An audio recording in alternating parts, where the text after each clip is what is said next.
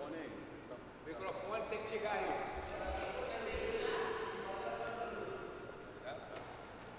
Já jogou? Abre o microfone aí. Daqui tá ligado, o Jadil só, azul, mas tá sem som. Calma aí que já estou passando aqui. Pessoal, vamos começar a transmissão, tá?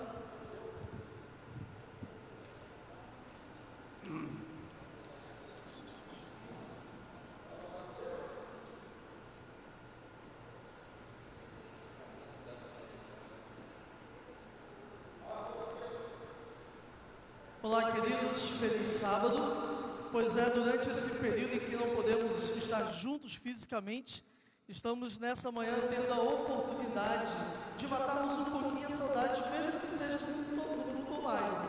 Mas que bom poder estar falando com você, querido irmão, querido amigo. O nosso desejo é que a palavra de Deus, essa mensagem de esperança, possa chegar ao seu lar e abençoar vocês nessa manhã. Assim como nós estamos, vamos fazendo uma oração. Feche seus olhos, vamos juntos conversar com nossos Deus. Querido Deus, eterno Pai, nós te louvamos pela vida e pela oportunidade que temos nessa manhã de estarmos reunidos aqui na tua igreja e também em nossas casas para juntos adorarmos ao Senhor. Queremos, ó Pai, pedir que o Senhor aceite esse culto de adoração, que o seu nome seja exaltado e glorificado nessa manhã. Fale aos nossos corações, nós pedimos em nome de Jesus. Amém.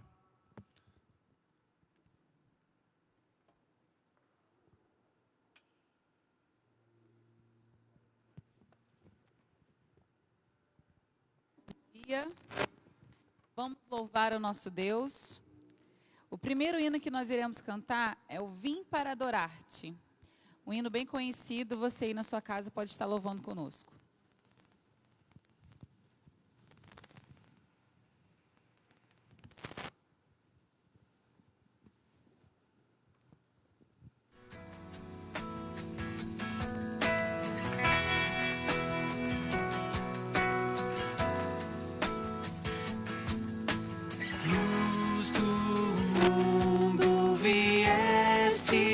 Terra, para que eu pudesse te ver. Tua beleza me leva a adorar-te. Quero contigo viver. Vim para adorar-te, vim para prostrar-me, vim para dizer que és meu Deus. És totalmente amável, totalmente digno, tão maravilhoso para mim.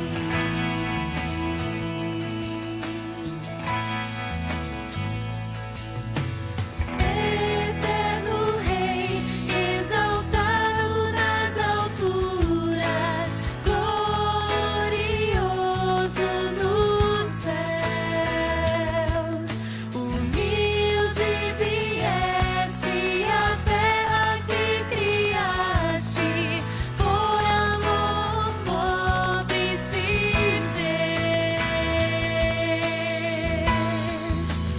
Vim para adorar-te, vim para prostrar-me, vim para dizer que és meu Deus.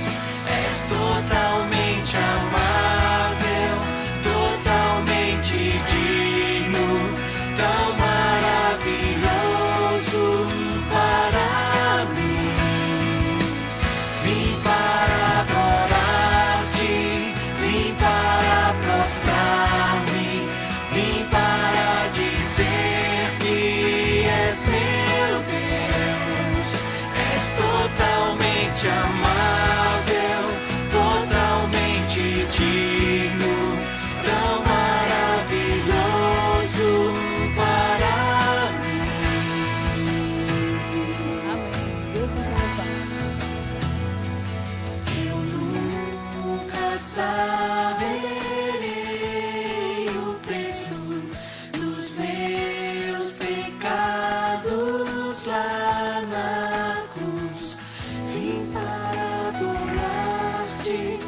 vim para prostrar-me, vim para dizer que és meu Deus, és totalmente amável, totalmente digno, tão maravilhoso para mim.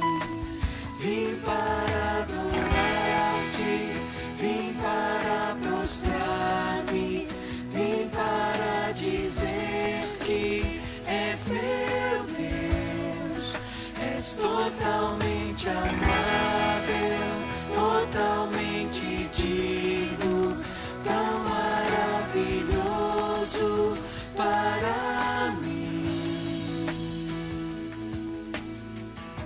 Deus é tão maravilhoso, não é mesmo, irmãos? Vamos continuar o nosso louvor com o hino 496. Cristo, dar-nos tua paz. Que nesta manhã você possa sentir a paz de Cristo em seu coração.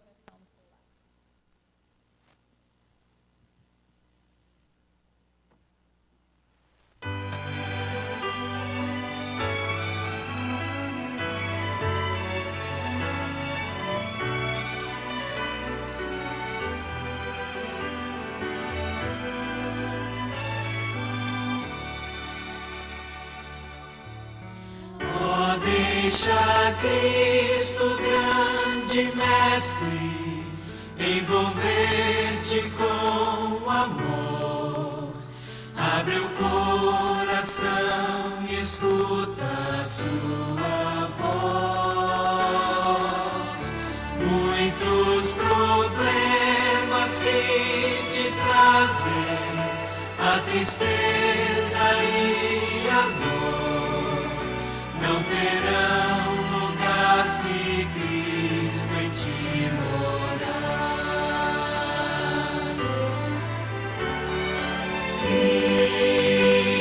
Cristo, ó Cristo, dá-nos tua paz. Cristo, ó Cristo, dá-nos tua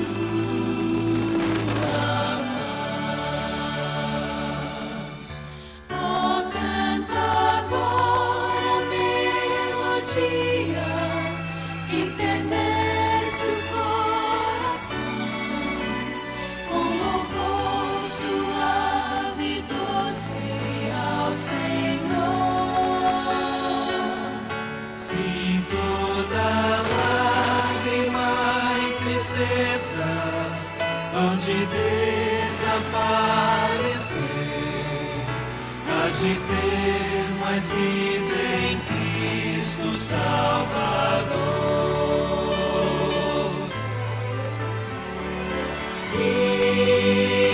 Cristo, ó Cristo, dá-nos tua paz. Cristo, ó Cristo, dá-nos tua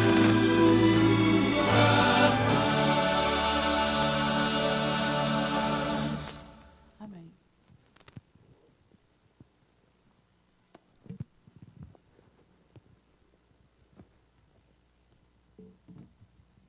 Irmãos, esse é um momento importante da oração intercessora. Porém, antes eu gostaria de fazer uma leitura para o nosso enlevo espiritual. Encontra-se no livro de Salmo, no capítulo 46, versículos 1 em diante. Deus é o nosso refúgio e fortaleza, socorro bem presente nas tribulações. Portanto, não temeremos, ainda que a terra se transtorne e ainda que os montes se abalem. Interessante que, ainda que a terra se transtorne, é o momento em que estamos vivendo. o transtorno, não só em nosso município, em nosso estado, em nossa nação, mas em todo o planeta. Então, neste momento, eu convido a você, irmão e amigo, para que busquemos a presença do Senhor de joelhos. Você pode se ajoelhar aí na sua sala, se for possível, para que tenhamos, então, este momento de oração intercessora. Busquemos o Senhor.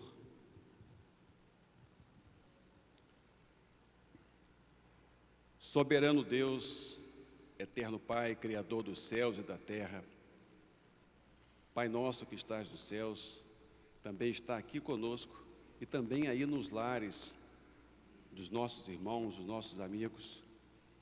Nós suplicamos e oramos a Ti, Senhor, que a Tua mão protetora esteja sobre todos os Teus filhos, neste momento difícil que estamos vivendo, onde a ameaça, o medo e a dor ronda todo o planeta, onde todos nós estamos passando momentos difíceis, mas temos a certeza de que há um Deus que está no controle.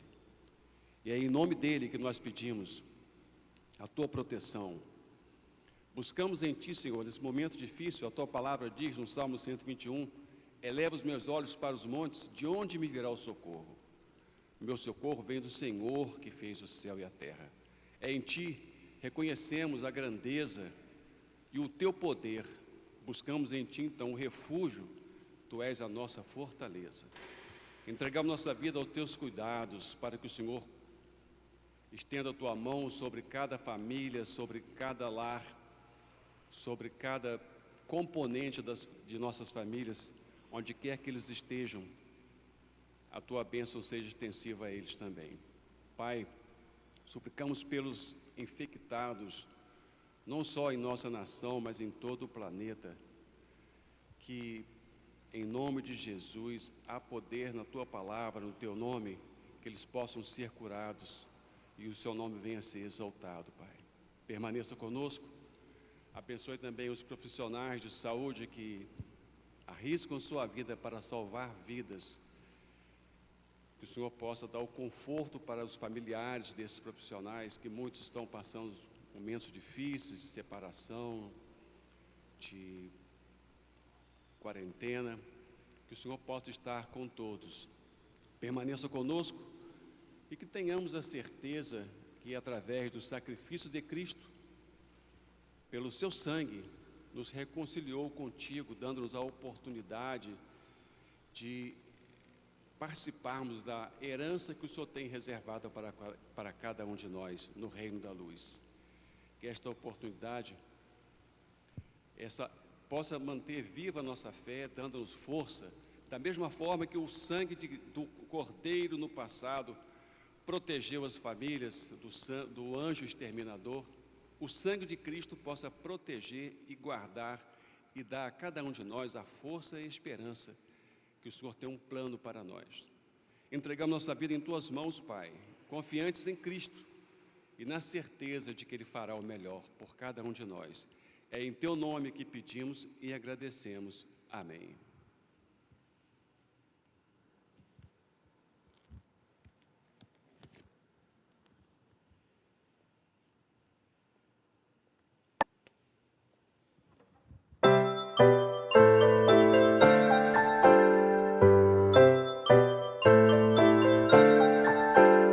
Chegou a hora de adorar ao Senhor. Chegou a hora de ouvir do Seu amor.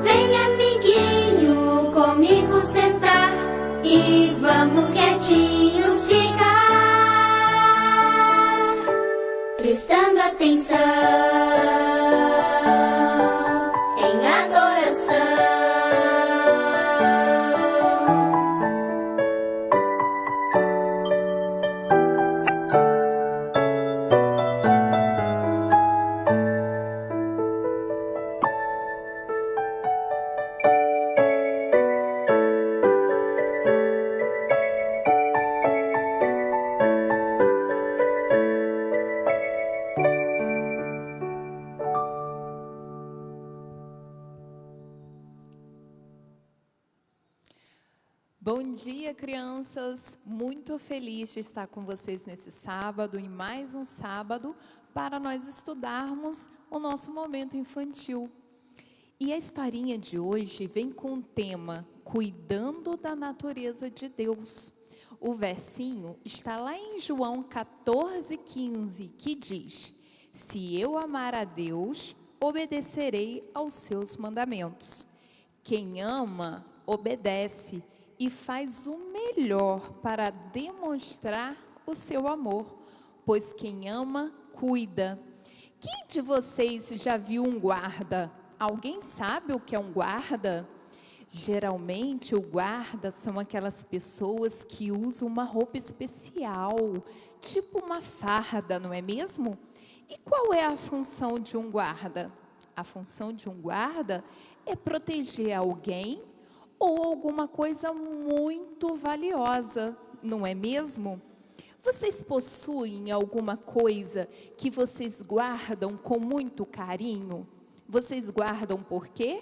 Porque ele é valiosa para você, não é mesmo? Vocês já emprestaram essa coisa valiosa para alguém? Não ou sim? Se já emprestaram, tomaram conta direitinho do que vocês emprestaram? Puxa, se não cuidaram direitinho, tenho certeza que vocês ficaram muito tristes, não é mesmo? Porque isso é precioso para vocês. Assim também, Deus criou um lugar lindo para os nossos primeiros pais. Ele criou o Jardim do Éden. Era um lugar lindo, muitas flores, vegetação, animais que eles podiam tocar, passarinhos, alimento, tudo era belo e perfeito. O Jardim do Éden era algo muito precioso para Deus. E sabem de uma coisa? Deus emprestou o Jardim do Éden para que os nossos primeiros pais, Adão e Eva, cuidassem desse lugar com muito carinho. E será que eles cuidaram? Infelizmente não. Eles deram ouvido ao que Satanás falou para eles e os enganaram. E infelizmente eles tiveram que sair daquele lugar tão lindo que Deus tinha preparado. Sabem, crianças, Deus fica muito triste quando a gente não cuida daquilo que Ele nos deu. E Ele fez coisas muito preciosas para cada um de nós. Querem ver? Vamos dar exemplo de alguma dessas coisas que Deus nos deu? Uma dessas coisas é a água. A água é extremamente importante para a nossa vida. Será que nós estamos desperdiçando, poluindo a água? Ela serve para quê? Para o nosso alimento, serve para tomarmos banho, fazermos nossa higiene. Portanto, ela é extremamente preciosa. Outra coisa que Deus nos deu, olhem só, o ar puro. Será que se a gente ficar sem respirar, a gente morre, não é mesmo? Então o ar é algo precioso que Deus nos deu. Será que nós estamos cuidando do nosso ar de forma direita? Ou será que tem muita poluição ocorrendo? Deus fica triste com isso. Outra coisa que Deus nos deu de forma muito preciosa é o solo. Sobre o solo nós construímos nossas casas, plantamos e colhemos, né? Podemos observar as frutas, as flores. E o que nós estamos fazendo no nosso solo? Outra coisa preciosa que Deus nos deu foi a vegetação, né? Sobre a vegetação, olha que lindo, tudo verdinho, e ela ajuda no nosso ar, a purificar o nosso ar. Não só o alimento vem dali, mas também as árvores que ajudam a purificar o nosso ar. Uma outra coisa que Deus nos deu como presente foi os animais. Olha que gracinha!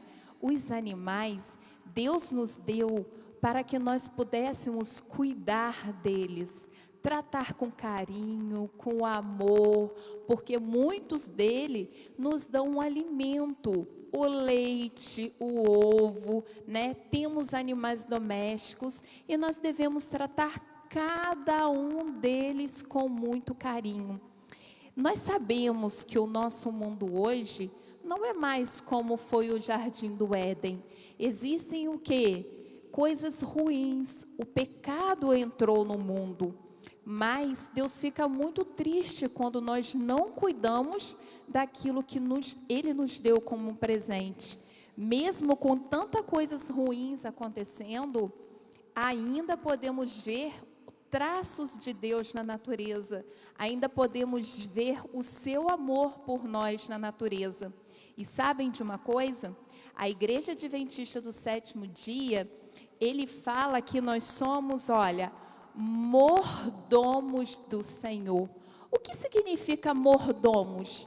É aquele que cuida das coisas de Deus, cuida da natureza, cuida daquilo que Deus nos deu de presente para administrar da melhor forma possível.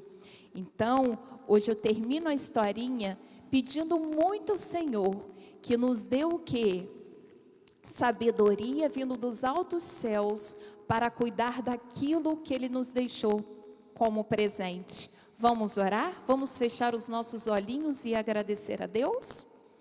Querido e amado Deus, te agradecemos, Senhor, por mais uma historinha infantil, por termos aprendido mais sobre Ti.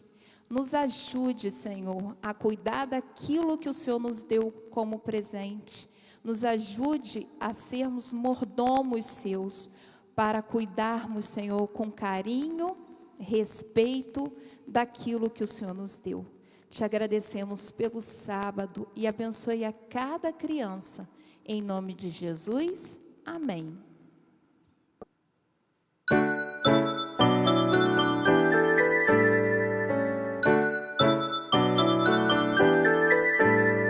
Agora vamos em família adorar, pensar em Deus e aprender do seu amor. Oh, que alegria sentimos aqui de juntos poder escutar a voz do Senhor, a voz do Senhor.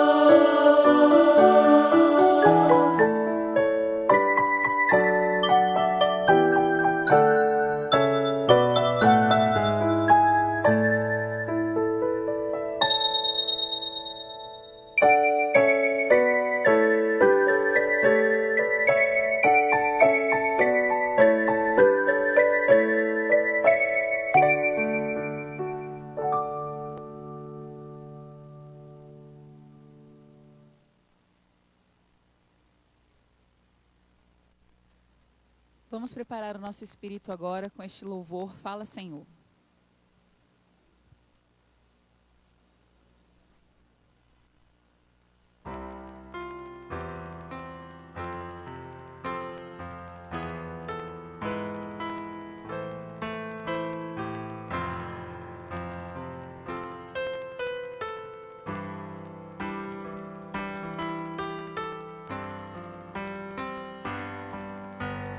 Fala, Senhor,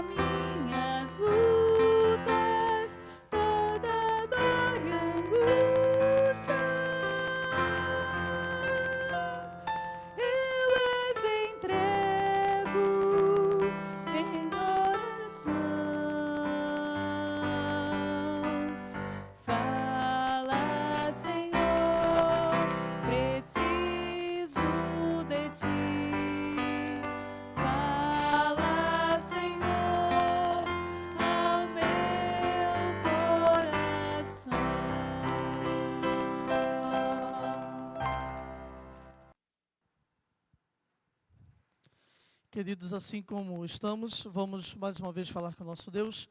Oremos. Querido Deus, eterno Pai, nesse momento nós já apresentamos ao Senhor a nossa adoração através do nosso louvor, através de nossas orações, mas esse é o momento onde queremos ouvir a Tua voz. Por isso, ó Pai, nesse momento a nossa oração é que o homem se cale e que o Teu Santo Espírito, a Tua palavra, fale aos nossos corações. Pedimos em nome de Jesus. Amém. Mais uma vez eu quero estender um feliz sábado e um abraço aos nossos amigos, aos nossos irmãos, aos internautas que estão nos acompanhando pelo Facebook. Nós aqui da Igreja Central de Campos estamos felizes por recebermos vocês. É lógico que preferíamos estar aqui pessoalmente com vocês, mas sabemos que é por um motivo muito importante, estamos tomando as devidas precauções, os devidos cuidados, e realmente você precisa estar em casa, cuidando, evitando ao máximo lugares onde você possa ser contaminado, assim como a sua família. Mas como é bom, nesses momentos difíceis que passamos, temos a oportunidade de quebrarmos um pouquinho a saudade e estarmos com você aqui ao vivo, aqui da nossa igreja, para que você, querido irmão, possa se sentir como se estivesse aqui também pessoalmente, para juntos adorarmos o nosso Deus. Nós vamos, nesse momento, abrir a palavra de Deus no livro de Daniel, no capítulo 3. Daniel, capítulo 3. A partir do primeiro verso, aqui nós encontramos o texto que nós estaremos meditando nessa manhã. Durante essa semana, eu estive conversando com a Marcele, como essa situação atípica que nós estamos vivendo, ela está mudando totalmente a nossa percepção da vida. E é por isso que a mensagem dessa manhã tem como título: qual o sentido da vida? Você já parou para pensar qual é o verdadeiro sentido da vida? Diante de tudo isso que nós estamos vivendo, podemos ter a certeza de que a vida é muito mais do que aquilo que aprendemos na escola. Lá nós aprendemos que o homem, ele nasce, cresce, reproduz e morre, como se a vida fosse apenas esse ciclo. Porém, nós estamos vivendo num período um pouco complexo que nos leva a pensar se a vida realmente está resumida apenas a essa terra. Nos últimos dias, temos percebido que aquilo que nós considerávamos tão essencial para a nossa existência, para a nossa vida, talvez não seja tão importante assim, tão essencial como imaginávamos. Talvez, começando a refletir um pouquinho na nossa vida, começamos a perceber que estávamos correndo atrás do vento, como diz Salomão, vivendo uma vida sem sentido, sem um propósito verdadeiro. Eu e você hoje, nessa manhã, podemos ter uma certeza, a certeza de que a nossa vida não se resume a essa terra. Mas eu e você temos uma expectativa, nós temos uma esperança, nós temos uma promessa que nos faz nessa manhã olharmos além do que aquilo que esse mundo pode nos oferecer. Eu e você nessa manhã podemos ter a certeza de que a nossa casa não é aqui, mas é no reino dos céus que Deus está preparando para mim e para você. É por isso que nessa manhã eu quero meditar com vocês na história de 3 jovens, Ananias, Misael e Azarias. 3 jovens que viviam com essa certeza, a certeza de que a Babilônia não era a casa deles, a certeza de que eles estavam ali apenas de passagem. Eu e você podemos também ter a certeza de que esse mundo não é a nossa casa, estamos aqui apenas de passagem, mas Deus está prometendo para nós um lugar. Ele está preparando para nós um lugar onde a palavra de Deus nos diz que Ele enxugará dos nossos olhos toda lágrima, um lugar onde a morte deixará de existir, não haverá mais enfermidade, viveremos eternamente felizes com o nosso Deus. E é para esse lugar que eu quero ir. Eu te pergunto nessa manhã, você deseja estar lá também? Amém, que bom. A palavra de Deus, aqui começa no verso 1, contando esse episódio, mas antes de ler esse texto, eu gostaria de mencionar com vocês uma pequena história que eu li há pouco tempo de um escritor chamado Philip Yancey. Ele estava escrevendo um de seus livros e, ao escrever, ele fez uma crônica e começou a imaginar como seria esse mundo se Deus não existisse. Ele começou então a pensar como que nós passaríamos a viver. Adorar também é se relacionar. Acreditar que Deus realmente não existe, que não há uma vida após a morte, como que nós passaríamos a viver se a nossa vida estivesse restrita apenas a essa terra? E ele começou então a imaginar que a sociedade, por exemplo, iria querer espantar mais a velhice, iria tentar ir em busca da fonte da juventude. Os idosos, quem sabe, não teriam mais espaço nos anúncios, nos outdoors. Pelo contrário, as propagandas, elas seriam de uma juventude eterna. Esse seria o maior objetivo da humanidade. Ele começou a analisar quais seriam as prioridades dessas pessoas, as escolhas que elas iriam começar a fazer.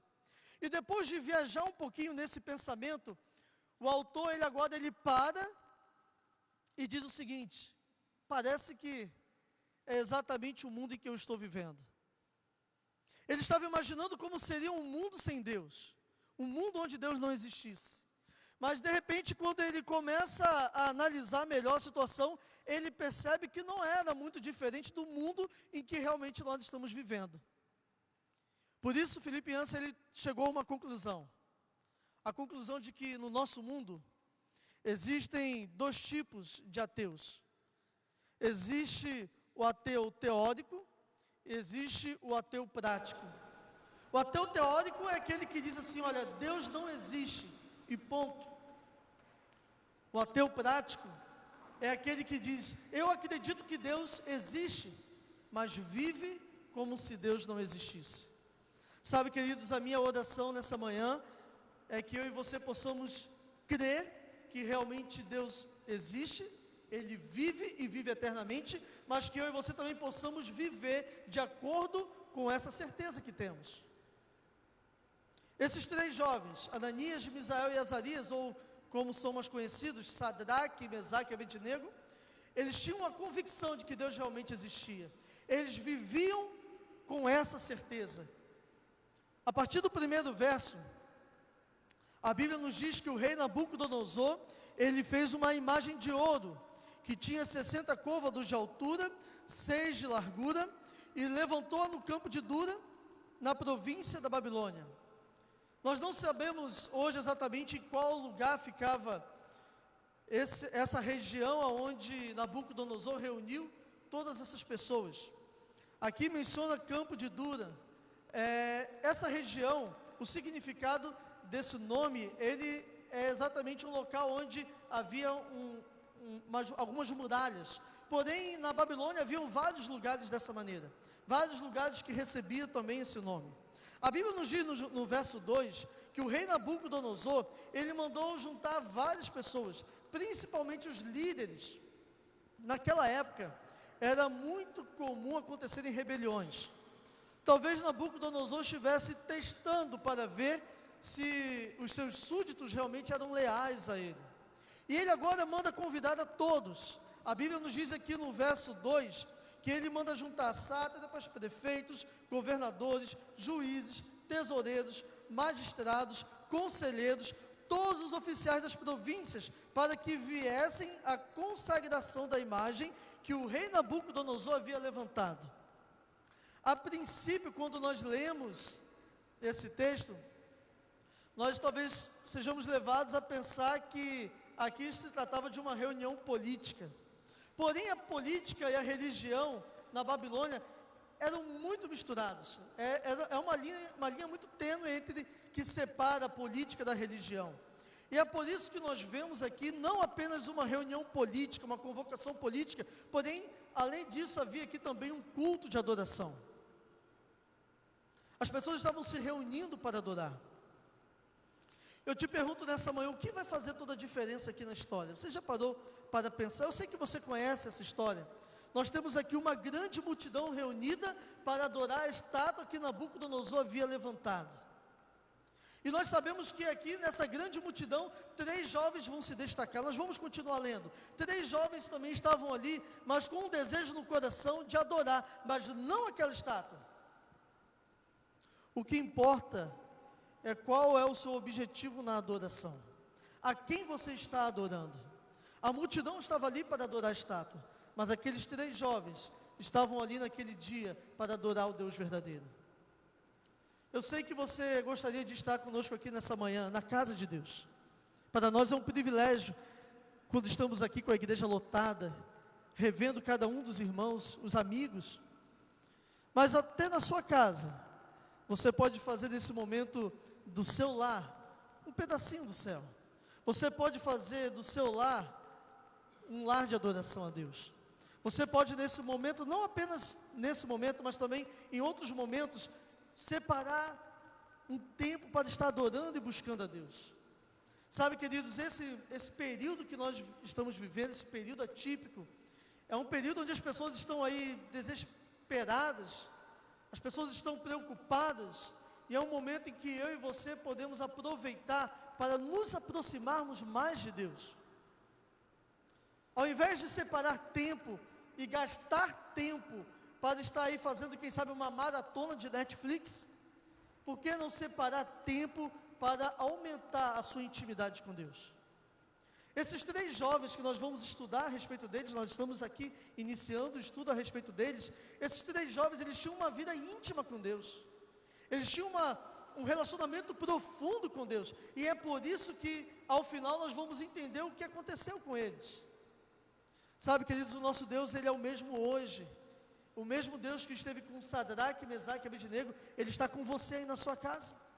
O que faz toda a diferença é a intimidade que temos com Ele. E qual é o propósito do nosso coração? O nosso propósito nessa manhã é de adorar esse Deus verdadeiro, assim como foi o propósito de Sadraque, Mesaque e Abednego naquele dia. No verso 3, a Bíblia nos diz que então se juntaram todos, os sátrapas, prefeitos, governadores, juízes, tesoureiros, todos se reuniram, todos os oficiais das províncias. Eles vieram para a consagração da imagem que o rei Nabucodonosor tinha levantado e estavam em pé diante da imagem de Nabucodonosor, a imagem que ele havia levantado. No verso 4 nos diz que agora aparece um arauto e ele apregoava então em alta voz dizendo: ordena-se a vós todos os povos, nações e homens de todas as línguas, no momento em que ouvirdes o som da trombeta, o som do pífaro, da harpa, da cítara, do saltério, e aqui de todos esses instrumentos, o que vocês vão fazer? Adorareis a imagem de ouro que o rei Nabucodonosor levantou. Estão vendo só? Não era apenas uma reunião política, eles estavam ali para um culto de adoração. O que faz a diferença é a quem estamos adorando. Como eu mencionei, havia ali uma grande multidão, e nós acabamos de mencionar isso ao ler a Bíblia. A Bíblia diz que havia ali uma grande multidão, que estava ali reunida naquele dia para adorar, mas para adorar um Deus falso. E nós hoje, estamos aqui reunidos pelo Facebook, mas não para adorarmos um Deus de ouro, ou um Deus de prata, um Deus de barro. Nós estamos aqui reunidos para adorar um Deus verdadeiro. A Bíblia nos diz, queridos, no verso 6, que esse arauto, ele fez o seguinte alerta. O alerta dizia o seguinte: qualquer que não se prostrar, e não adorar, será no mesmo instante lançado na fornalha de fogo ardente. Já havia um decreto, já estava determinado. Aqueles que não se curvassem, aqueles que não se prostrassem, seriam jogados na fornalha. A Bíblia nos diz que esse homem, então, esse arauto, ele continuou dizendo: portanto, o que aconteceu, a Bíblia nos diz que quando todos os povos ouviram o som dos instrumentos, da trombeta, do pífaro, da harpa, do saltério, toda sorte de música, quando eles ouviram, logo o que eles fizeram? A Bíblia nos diz aqui no verso 7, que se prostraram os povos, as nações e homens de todas as línguas, e adoraram a imagem de ouro que o rei Nabucodonosor havia levantado. No verso 8, a Bíblia nos diz que no mesmo instante se chegaram alguns homens caldeus e acusaram os judeus, dizendo: ó rei, vive eternamente. Tu, ó rei, baixaste um decreto pelo qual todo homem que ouvisse o som da trombeta, o som dos instrumentos, eles deveriam então se prostrar e adorar a imagem de ouro que o Senhor levantou. No verso 11 eles mencionam mais uma vez: qualquer que não se prostrasse e não adorasse, deveria ser lançado na fornalha de fogo ardente. Mas no verso 12, eles agora concluem o pensamento deles: há uns homens judeus, que não se prostraram, não adoraram. É interessante como que aqui rapidamente o inimigo ele se levanta contra o povo de Deus, contra os filhos de Deus. Aqueles 3 jovens, eles permaneceram fiéis, mesmo quando toda a multidão se prostrou. Aqueles jovens, mesmo vendo toda a multidão, eles poderiam, quem sabe, pensar nesse momento, dar qualquer desculpa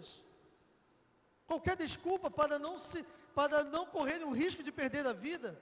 Eles poderiam, queridos, não faltaria para esses jovens nesse dia desculpas a serem dadas. Eles poderiam, quem sabe, olhar para aquilo que estava acontecendo e pensar assim: olha, Deus vai entender que nós vamos aqui dobrar o nosso joelho, porque todo mundo está fazendo. Quem sabe, eles poderiam pensar assim: olha, nós seremos mais úteis para o Senhor e para o seu povo, servindo a Nabucodonosor no palácio, do que como cinzas na fornalha. Eles poderiam, quem sabe também, queridos, querer dar uma desculpa mais bonitinha e falarem assim: olha, nós iremos dobrarmos os nossos joelhos, mas não iremos dobrar o nosso coração. Ficaria até bonito, mas tudo isso não passaria de desculpas aos olhos de Deus.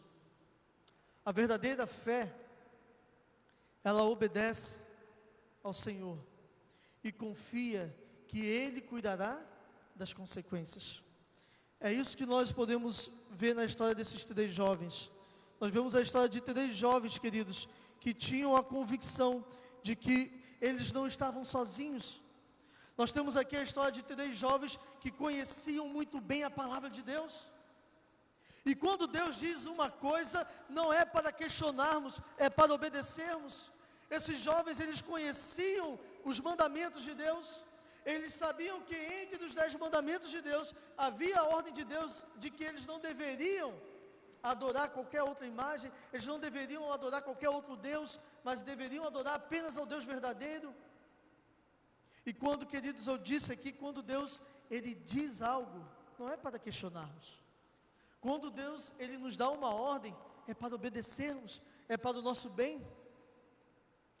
A verdadeira fé, ela confia no Senhor, ela faz o que é certo e descansa nos braços de Deus, tendo a certeza de que Ele cuidará das consequências.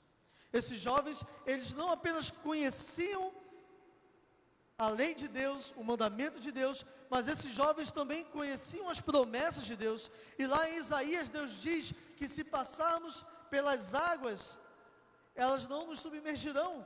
Se passarmos pelo fogo, Ele não nos queimará. E é por isso que esses jovens sabiam que poderiam continuar confiando em Deus, eles poderiam permanecer fiéis a Deus. Eles sabiam que a promessa de Deus para aquele que é fiel até a morte é de recebermos a coroa da vida. E diante de toda a pressão que ali existia, quando até mesmo outros jovens que também vieram com eles cativos se ajoelharam, esses 3 rapazes, eles decidiram continuar em pé e mostrar para aquela multidão que eles eram adoradores do Deus verdadeiro. Sabe, queridos, no momento de dificuldades da nossa vida, é um momento que nós temos de sentirmos a presença de Deus ao nosso lado. Existem momentos na nossa vida onde nos deparamos com situações que não há mais solução, onde eu e você não podemos encontrar uma saída. Deixa eu te dizer uma coisa nessa manhã muito importante. Esse é o momento onde Deus, Ele está prestes a realizar um milagre por você. A palavra de Deus nos diz, queridos, que depois que esses homens deduraram, depois que esses, vamos dizer, X9 aqui, foram até Nabucodonosor entregar Ananias, Misael e Azarias, o rei então manda chamar. No verso 3 nos diz que ele, irado, mandou que chamassem Sadraque, Mesaque e Abednego, e trouxeram então esses rapazes até a presença do rei. E quando esses rapazes eles chegam na presença do rei, o rei agora faz uma proposta para eles. Olha só o que o rei diz aqui. Verso 14. É verdade, ó Sadraque, Mesaque e Abednego, que vós não servis aos meus deuses, nem adorais a imagem que eu levantei? A pergunta do rei. E eles aqui então continuam conversando, e o rei então decide fazer uma proposta para eles. É interessante, deixa eu abrir um parênteses aqui. Como é importante que eu e você sejamos luz aonde quer que estejamos. Ananias, Misael e Azarias, ou Sadraque, Mesaque e Abednego, eles eram respeitados por Nabucodonosor. Havia um decreto de morte. E nós sabemos, quando lemos a história de Daniel, a história de Nabucodonosor, que ele era um homem impulsivo, um homem que agia muitas vezes por impulso, sem pensar. Mas é interessante que nesse relato, a Bíblia nos diz que Nabucodonosor, ao invés de imediatamente dar uma ordem para que Sadraque, Mesaque e Abednego fossem lançados na fornalha, ele pede que os seus servos tragam Sadraque, Mesaque e Abednego à sua presença, para que ele pudesse conversar com eles, e ele decide dar uma segunda chance, uma segunda oportunidade a esses rapazes. Talvez se fosse qualquer um outro, teria sido diferente. Mas esses rapazes, eles eram diferentes. Esses rapazes, eles faziam a diferença aonde eles estavam. Eu te pergunto, será que nós temos vivido também dessa maneira? Será que hoje eu e você estamos sendo sal da terra, luz do mundo? Será que as pessoas, ao olharem para nós, percebem que somos homens e mulheres diferentes? Nabucodonosor não queria perder esses rapazes, porque eles eram importantes para o seu reino. Por isso, ao invés de imediatamente fazer com que o seu decreto fosse cumprido, ele convida aqueles jovens para ter uma conversa com eles e fazer uma proposta. Ele olha para aqueles rapazes e diz: olha, vamos fazer o seguinte, eu vou dar uma nova chance a vocês, eu vou pedir que toquem novamente os instrumentos, e quando vocês ouvirem o som da trombeta, do saltério, quando vocês ouvirem o som dos instrumentos, vocês se ajoelham e fica tudo resolvido. Um outro ponto importante nessa história, queridos, às vezes eu e você ficamos nos perguntando como que pode esses rapazes terem uma fé tão grande como essa. Deixa eu te dizer uma coisa, uma fé verdadeira, ela não se constrói de uma hora para outra. São os pequenos detalhes da vida, no dia a dia, que eu e você vamos criando esse relacionamento de fé com o nosso Deus. Esses rapazes, eles não tiveram essa fé de uma hora para outra. Eles não viviam uma vida, como eu falei, de ateus práticos, vivendo como se Deus, dizendo com seus lábios que Deus existia, mas vivendo como se Ele não existisse. Esses rapazes, eles viviam uma vida de relacionamento íntimo com Deus. Esses rapazes, no seu dia a dia, eles buscavam a presença de Deus, fortalecendo a fé deles. Quando eu e você vamos lá no capítulo 1 de Daniel, nós não vamos ler agora essa passagem, mas depois com calma, dê uma lida, você vai ver que já no início, quando esses rapazes colocaram os seus pés na Babilônia, eles tomaram a decisão firme no coração deles, e isso está no verso 8, tomaram uma firme decisão de não se contaminarem com a Babilônia. Isso diante de um banquete que Nabucodonosor havia oferecido para eles. Então, queridos, como você pode perceber, essa fé, ela não surge de uma hora para outra. Essa fé, ela é desenvolvida no dia a dia. É no dia a dia, no caminhar com Deus, no estudo da palavra de Deus, através de uma vida de oração, é que eu e você vamos desenvolvendo esse relacionamento. Somente quando eu e você alcançarmos esse tipo de relacionamento com Deus, é que vamos poder dar a resposta que esses rapazes deram para Nabucodonosor. A Bíblia nos diz, queridos, no verso 16, responderam Sadraque, Mesaque e Abednego ao rei: ó rei, quanto a isto, não necessitamos te responder. Sabe por quê, rei? Olha que resposta fantástica. Se o Deus a quem servimos quer livrar-nos, Ele nos livrará da fornalha de fogo. Ele nos livrará dessa fornalha de fogo ardente e também de suas mãos, ó Rei. Que fé! Verso 18. Se isso não acontecer, é aqui que vem um ponto importante. É muito fácil eu e você falarmos aos quatro ventos que confiamos em Deus quando tudo está indo bem. É muito fácil demonstrarmos a nossa fé em Deus quando não estamos passando por momentos de dificuldades, quando não estamos sendo amedrontados pela enfermidade, a Covid-19, pela pandemia que tem assustado todo mundo. É muito fácil ser fiel a Deus quando isso não acontece. Tem uma música de Luiz Cláudio que até diz como é bom ser cristão quando tudo vai bem para do seu lado. Os amigos sorrindo, lhe abraçam e estão com você. É muito fácil. Também existe uma música do Jefferson Pilar que diz: e se? E se o mar não se abrir? E se o gigante não cair? É aí que a fé verdadeira, ela é demonstrada. Sabe, queridos, eu e você precisamos entender que ter fé em Deus, ter fé significa obedecer a Deus apesar dos sentimentos dentro de nós. Porque eu acredito que esses rapazes, eles estavam também preocupados com aquela situação. É claro que se eles pudessem escolher, eles não escolheriam cair numa fornalha. Eu imagino que aqueles rapazes até mesmo estivessem naquele momento orando, pedindo a Deus que amolecesse o coração de Nabucodonosor. Mas eles estavam dispostos a permanecerem fiéis, independente da resposta que iriam receber. Ter fé significa obedecer a Deus, apesar dos sentimentos dentro de nós, apesar das circunstâncias ao nosso redor, ou das consequências diante de nós. A verdadeira fé, ela não teme as ameaças, não se impressiona com as multidões, e nem se abala com as cerimônias supersticiosas. A verdadeira fé ao Senhor, ela confia nele, e tem a certeza de que Ele cuidará das consequências. Sabe, queridos,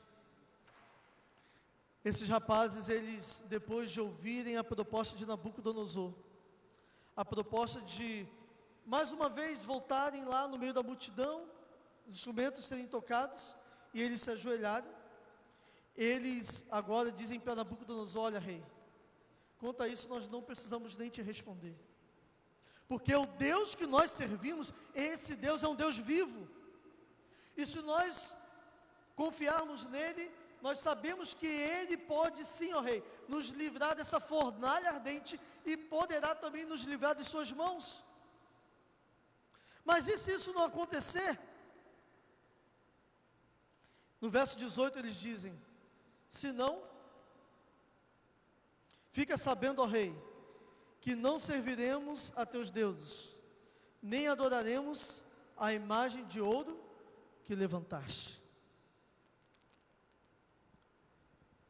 Nós estamos aqui para confiar em Deus, eles disseram, e sabemos que Deus, Ele pode sim nos livrar, mas também estamos aqui para permanecermos fiéis, mesmo se a resposta for diferente daquilo que nós gostaríamos.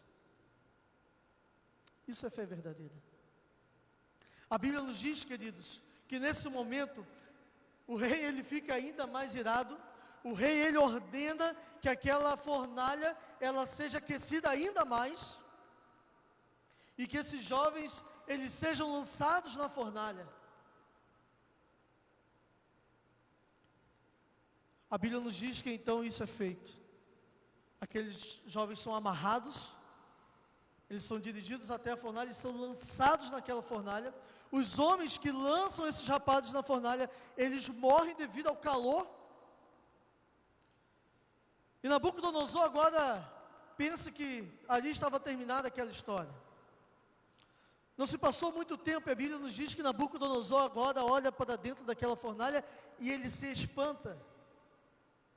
Talvez ele tenha esfregado melhor os seus olhos para ver se realmente aquilo que ele estava vendo era real. E quando ele olha para aquela fornalha, ele percebe que aqueles 3 jovens que haviam sido lançados na fornalha, eles não estavam lá sendo queimados, consumidos pelo fogo, mas aqueles rapazes agora estavam caminhando dentro da fornalha. E mais um detalhe importante, eles não estavam sozinhos. No verso 25, Nabucodonosor diz: eu, porém, vejo 4 homens soltos, que andavam passeando dentro do fogo, sem nenhum dano, e o aspecto do quarto é semelhante a um filho dos deuses. Sabe, queridos, confiar em Deus faz toda a diferença. Acreditar em Deus nos leva a ter uma certeza, a certeza de que ao final tudo terminará bem. Eu não sei, talvez as lutas que você tem enfrentado, eu não sei as dificuldades que você tem vivido. Nós como igreja, nós estamos aqui para te ajudar, para te apoiar. Nós, nesse momento de dificuldade, estamos aqui para nos unirmos, porque sabemos que juntos iremos vencer essa crise que estamos passando, mas tenho uma certeza de que, além de contar com a nossa ajuda, você pode ter a certeza nessa manhã de que Deus está aí com você, de que o 4º homem da fornalha, ele está ao seu lado. E quando eu e você sentimos a presença de Deus ao nosso lado, nós podemos espantar o medo da nossa vida. Em muitas passagens na Bíblia, nós vemos Deus dizendo para o seu povo, para os seus filhos: não temas. Mas existe apenas um segredo para não sentirmos medo diante de tudo isso que nós estamos vivendo, queridos. A única maneira de tirarmos o medo da nossa vida, nesse momento, é sentindo a presença de Deus comigo e com você. Por isso, quando ele diz não temas, ele diz: não temas porque eu estou contigo. Não te assombres, porque eu sou o teu Deus. Deus, ele nos convida nessa manhã a lançarmos sobre ele toda a nossa ansiedade, porque ele tem cuidado de nós. Gostaria você nessa manhã de colocar a sua vida por inteiro nas mãos do Senhor, assim como Sadraque, Mesaque e Abednego, ser fiel a Deus mesmo diante das dificuldades. Eu quero nesse momento orar com você, mas antes eu gostaria mais uma vez de ler essa passagem que está em Isaías 43, verso 1 ao verso 2. A palavra de Deus nos diz assim: mas agora, assim diz o Senhor que te criou, ó Jacó, e que te formou, ó Israel, não temas, porque eu te remi, chamei-te pelo teu nome, tu és meu. Olha que promessa maravilhosa. Ele continua aqui nos dizendo, queridos: quando passares pelas águas, estarei contigo, quando pelos rios, eles não te submergirão, quando passares pelo fogo, não te queimarás, nem chama arderá em ti. Nós queremos, nesse momento, te lembrar de uma promessa muito especial. A promessa de que Ele estará comigo e com você. Nesse momento, eu quero estar orando por você.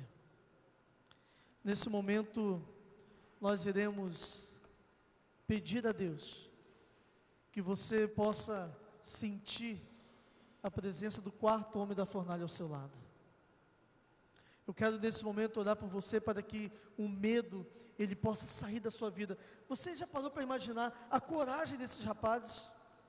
Por que eles tiveram a coragem de, nesse momento, quando tiveram uma segunda chance, olhar para o rei e falarem: rei, nós não precisamos nem que o Senhor peça para tocar de novo, porque nós não iremos nos ajoelhar.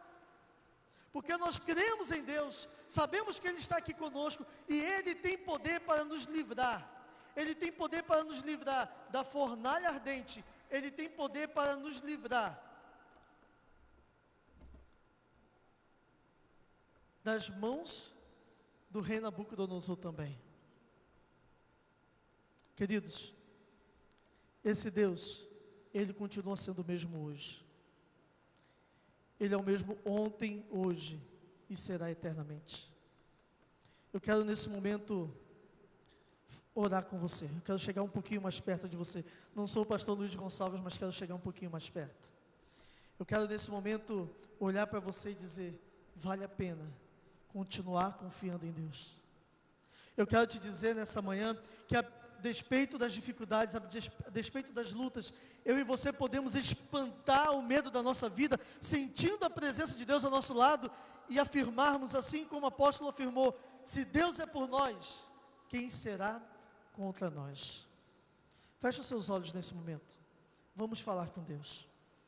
Querido Deus eterno Pai, nós te louvamos, nós te agradecemos pela certeza de que em meio a toda essa dificuldade que estamos passando e enfrentando, nós não estamos sozinhos. E quando nós sentimos a Tua presença ao nosso lado, nós temos a certeza também, ó Pai, de que ao final tudo vai terminar bem. Nos ajude, ó Pai, a sentirmos a Tua presença conosco. Esteja presente ao nosso lado a todo momento. Esteja ao nosso lado para nos amparar, para nos fortalecer. Esteja em cada coração para trazer a paz que necessitamos para esse momento. Esteja acima de nós para derramar Tuas bênçãos. E também coloque ao nosso redor os Teus anjos para nos proteger de todo mal. Entregamos a nossa vida em Tuas mãos. E nos dê a certeza de que estamos nesse mundo só de passagem, mas que muito em breve, todo sofrimento, toda tristeza, toda enfermidade, toda maldade, toda violência, todo o mal deixará de existir. E estaremos, Senhor, para todo sempre, vivendo eternamente felizes com o nosso Pai. Nos dê essa certeza, perdoe os nossos pecados, e nós pedimos essas bênçãos não porque nos julgamos merecedores, mas pedimos nos méritos de Cristo Jesus, que vive e que reina para todo sempre. Amém. Que o Senhor te abençoe e te guarde. Que o Senhor faça resplandecer o seu rosto sobre você e tenha misericórdia de você. Que o Senhor sobre você levante o seu rosto e te dê a paz. Um grande abraço. Vamos juntos continuar a adoração ao nosso Deus, porque tem mais bênçãos reservadas para mim e para você nessa manhã.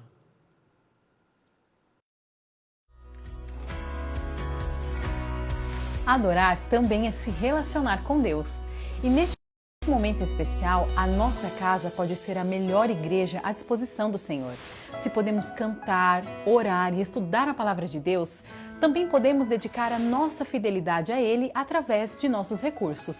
Por isso, para você que já é doador e está se perguntando como fazer isso remotamente, eu quero te lembrar do aplicativo 7Me. Este app é super intuitivo, descomplicado e amigável. Por isso você pode continuar apoiando a sua igreja com total segurança dos seus dados. Baixe o app na Play Store ou Google Play, clique em dizimar e ofertar, preencha com seus dados e o resto é bem simples. E então, é só continuar com seu projeto pessoal de fidelidade com Deus.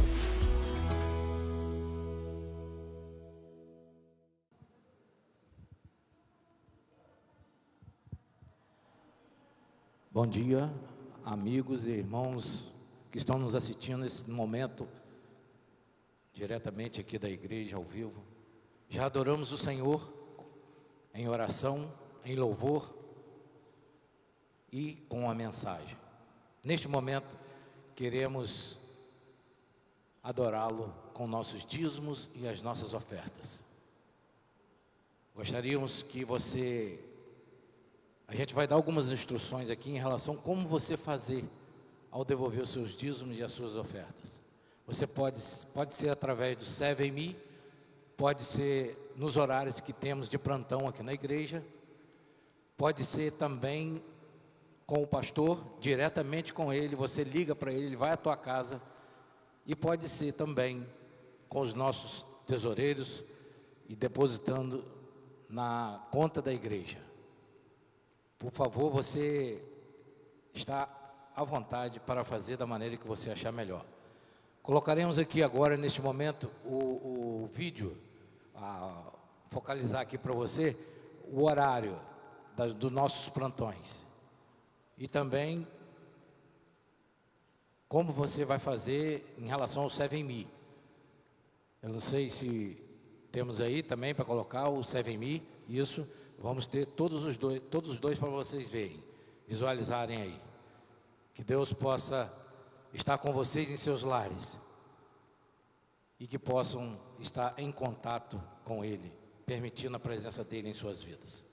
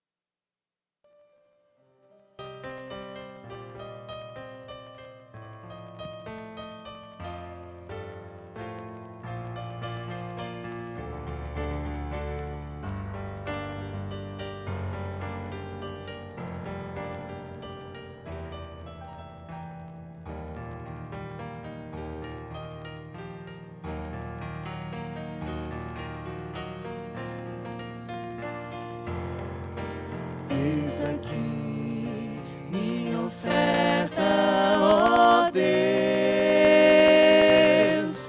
Eis aqui todo o meu coração, meus tesouros, talentos, meu eu. Venho agora depor em tuas mãos.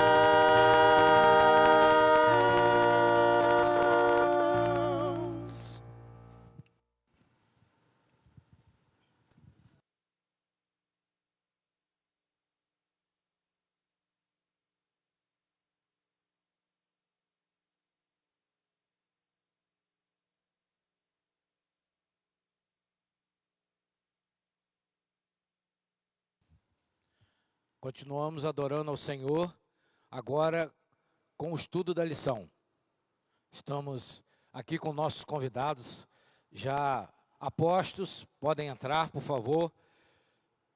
Eles irão agora compartilhar a lição com cada um de nós, aí em nossos lares, em vossos lares, que possamos acompanhar e ter um momento também de adoração com o estudo da lição. Vamos orar para esse momento, e aí eles já estarão prontos a iniciar. Obrigado, Senhor, pela Tua presença conosco até aqui. Obrigado, Senhor, porque podemos Te louvar. Obrigado que podemos Te honrar e glorificar o Teu santo nome.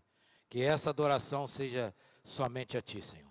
Neste momento, iremos recapitular a lição da semana que já estudamos. Que o Senhor possa usar nossos irmãos que aqui estão, o Luiz, o Nelsinho e o Hugo, que eles possam ser iluminados por Ti e a Tua palavra seja calada em nossos corações e que possamos praticar essas lições maravilhosas que o Senhor preparou para cada um de nós. Em nome de Jesus, amém.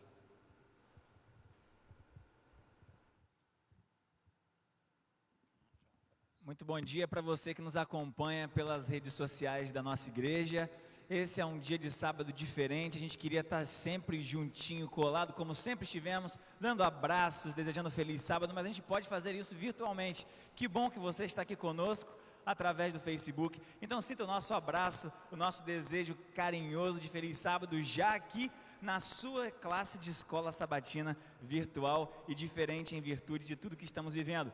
Mas, como temos uma Bíblia viva, que serve como bússola ao longo do tempo, direcionando o povo de Deus e trazendo a palavra dele até o seu povo, nós já sabemos o que vamos enfrentar e nós vamos ver um pouco sobre isso aqui, nessa escola sabatina, onde teremos juntos. Então a gente quer desejar as boas-vindas a você, que estava já aqui no culto e vai continuar conosco agora na recapitulação da lição da escola sabatina aqui pelas nossas redes sociais. Seja bem-vindo, você que é o nosso amigo, que nos visita através dessa live.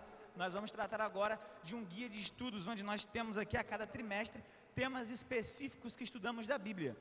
Essa aqui é a nossa lição da escola sabatina, onde nós estaremos tratando neste trimestre a respeito da interpretação das Escrituras, da Bíblia.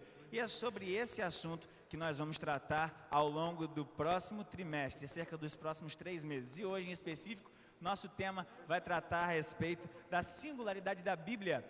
Por quem ela foi escrita? Como pode um livro ser feito há tanto tempo atrás, com firmeza nas palavras e referências ao longo do tempo? Eu estou aqui hoje, nessa manhã, com o nosso amigo professor de unidade da Escola Sabatina, o Luiz Antônio e o Nelsinho, que vão estar batendo esse papo maneiro sobre a lição da Escola Sabatina conosco hoje. Então, Nelsinho, feliz sábado, seja bem-vindo. Feliz sábado, Luiz, seja bem-vindo, é muito bom estar com vocês aqui. Eu queria começar a nossa discussão aqui sobre a lição dessa semana, falando a respeito da Bíblia. Ela tem algumas coisas curiosas que às vezes são questionadas por algumas pessoas a respeito da sua literalidade ao longo do tempo, por pessoas que foram escritas. Mas fala para mim um pouquinho das características desse livro, que é um dos mais antigos do mundo, a respeito de suas características ao longo do tempo até aqui. Cuidado, detalhe por detalhe, pelas mãos do próprio Deus. Bom dia a todos, feliz sábado.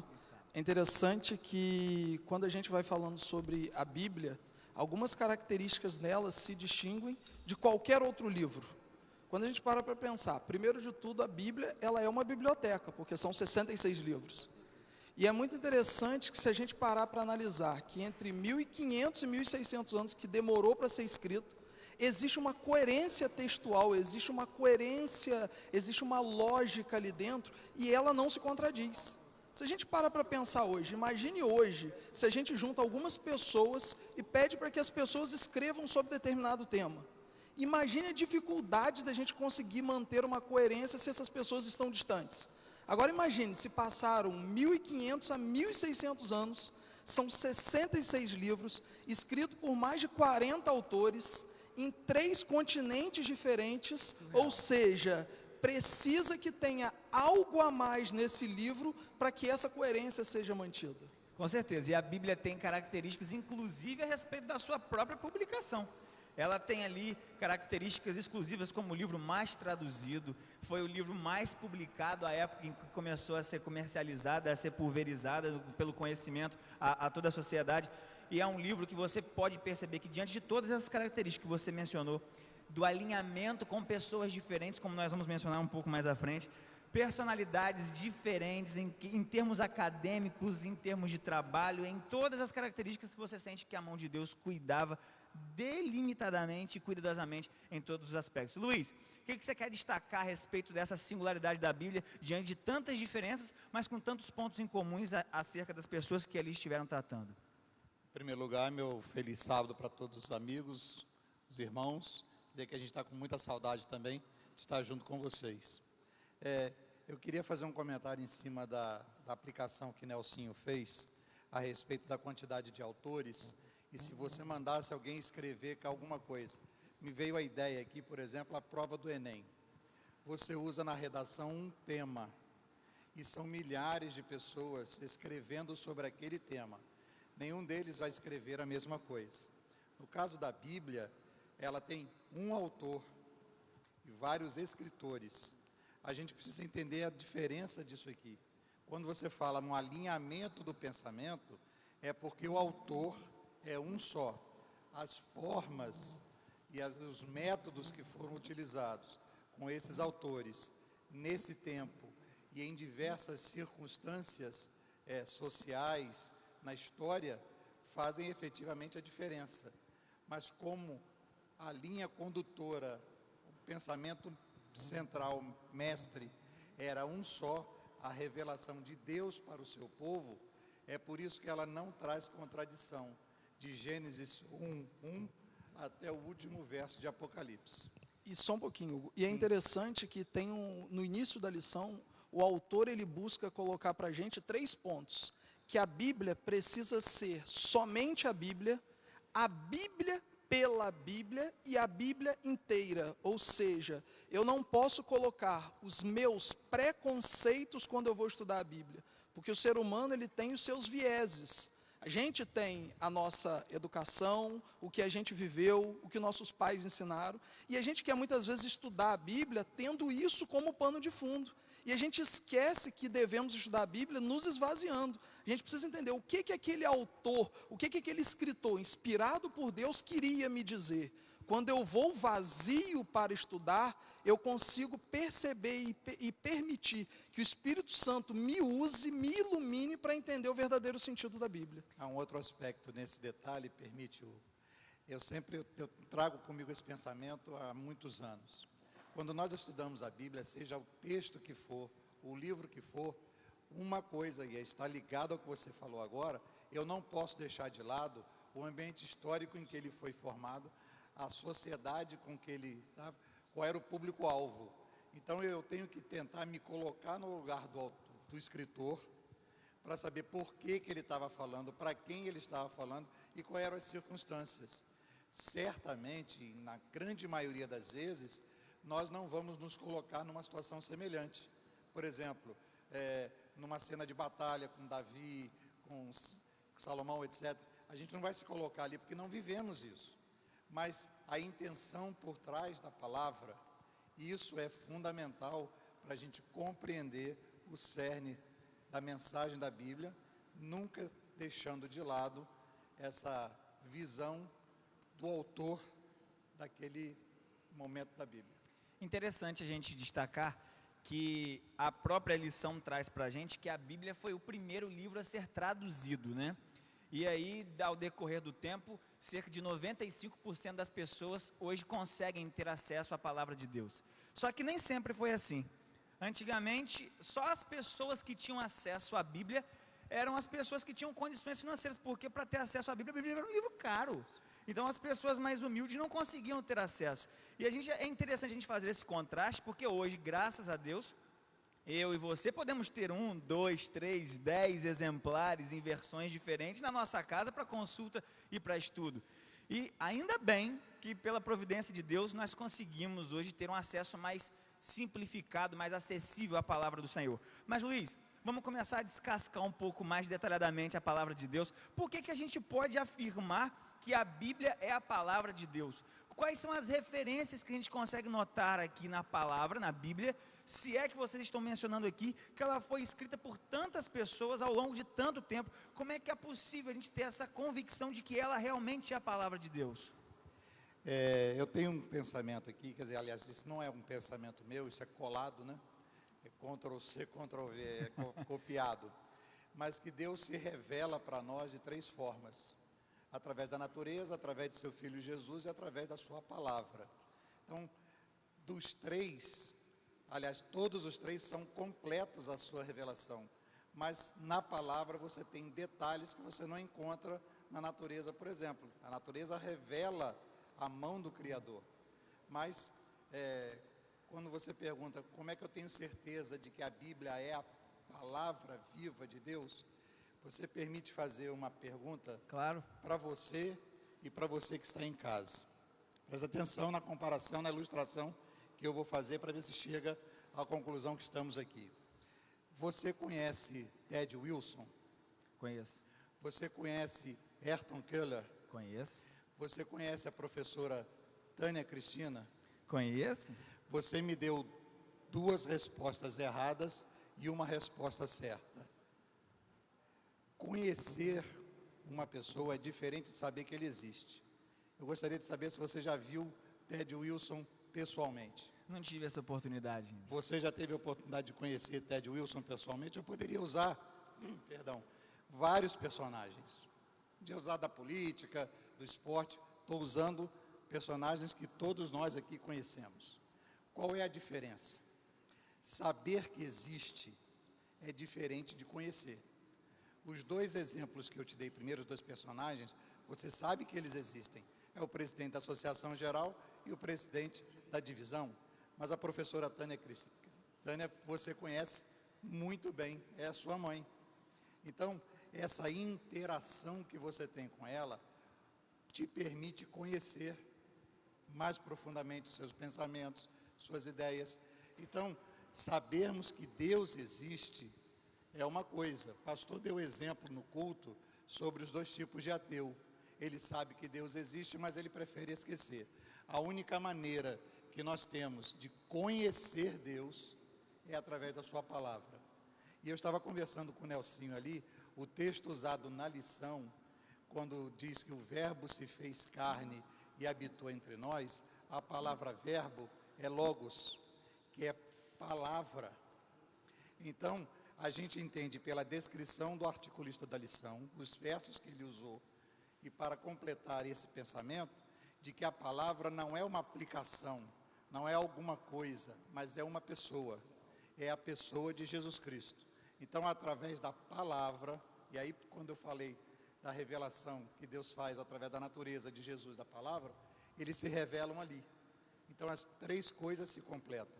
Não existe nenhuma outra maneira de nós conhecermos Deus, diferente de saber que existe, que não seja pela sua palavra.